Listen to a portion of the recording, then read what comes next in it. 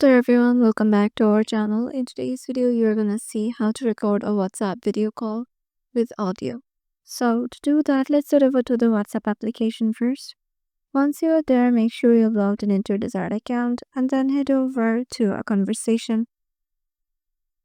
Once you're there, just tap on the video call option, turn it on, tap on call.